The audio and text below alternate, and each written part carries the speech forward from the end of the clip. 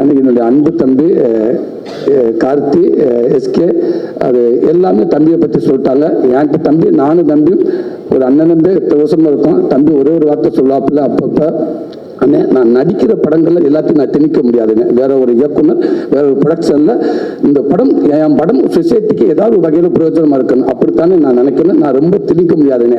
ஆனா நான் எடுக்கிற படங்களை கண்டிப்பா நான் எப்படியும் நான் சொசைட்டிக்கு ஒரு படமா இருக்கணும், யாருக்கும் அந்த படம் பிரயோஜனமா இருக்கணும் நான் நினைக்க என்னால் உருவாக்க முடியும்னே.